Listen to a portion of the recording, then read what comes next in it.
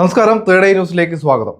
മലയാള ചലച്ചിത്ര താരങ്ങളുടെ സംഘടനയായ അമ്മയുടെ തെരഞ്ഞെടുപ്പുമായി ബന്ധപ്പെട്ട വിവാദങ്ങൾ തുടരെ വന്നുകൊണ്ടേയിരിക്കുകയാണ്. ഇതുമായി ബന്ധപ്പെട്ട് നമുക്കറിയാം, നേരത്തെ തന്നെ ബാബുരാജ് അടക്കമുള്ള ആളുകൾ മത്സരത്തിൽ നിന്നും ഒഴിവായി, ജഗദീഷ് പിന്മാറി, പിന്നീട് പുതിയ ആളുകൾ വരട്ടെ എന്ന തരത്തിലൊക്കെ തന്നെ ചർച്ചകൾ പുരോഗമിച്ച് മുന്നോട്ട് പോവുകയാണ്. അതിനിടയിലാണ് ശ്വേതാ മേനോനും ദേവനും മത്സരിക്കുന്നു. ശ്വേതാ മേനോൻ പ്രസിഡന്റാവും എന്ന കാര്യങ്ങളിലൊക്കെ ചില ധാരണകൾ ഈ താരങ്ങൾ തമ്മിൽ ഉണ്ടായി എന്നാണ് അറിയാൻ സാധിക്കുന്നത്. പക്ഷേ ഇപ്പോഴിതാ ശ്വേതാ മേനോനെതിരെ പുതിയൊരു കേസ് വന്നിരിക്കുകയാണ്. അതായത് നീലച്ചിത്രത്തിൽ, അശ്ലീല ചിത്രത്തിൽ അഭിനയിച്ച് പണം സമ്പാദിച്ചു എന്ന തരത്തിലുള്ള ഒരു കേസാണ് വന്നിരിക്കുന്നത്. ഇതുമായി ബന്ധപ്പെട്ട പരാതി ഉയർന്നതിനെ തുടർന്ന് പരാതിക്കാരൻ ഇതുമായി ബന്ധപ്പെട്ട് മുന്നോട്ട് പോവുകയും തുടർന്ന് പോലീസിന് കേസെടുക്കുന്ന സാഹചര്യത്തിലേക്ക് എത്തുകയുമായി ഉണ്ടായത് എന്നാണ് മനസ്സിലാക്കാൻ സാധിക്കുന്നത്.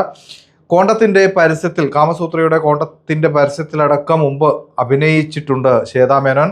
പിന്നീട് രതി നിർവേദം റീമേക്ക് ചെയ്തപ്പോൾ രതി ചേച്ചിയായി എത്തിയതും ശ്വേതാ മേനോനായിരുന്നു. പപ്പുവും രതി ചേച്ചിയും തമ്മിലുള്ള അത്തരത്തിലുള്ള സ്വീക്വൻസുകൾ, കാമം, പ്രണയം ഒക്കെ തന്നെ നമ്മുടെ മുന്നിൽ അനാവരണം ചെയ്തത് ശ്വേതാ മേനോനായിരുന്നു.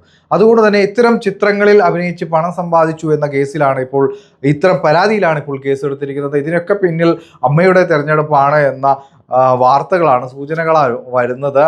എന്തുകൊണ്ട് ശ്വേതാ മേനോനെതിരെ ഇപ്പോൾ ഇങ്ങനൊരു കേസ് തലപൊക്കി വന്നു എന്നതിലേക്ക് കൂടുതൽ ആലോചിക്കേണ്ടതില്ല.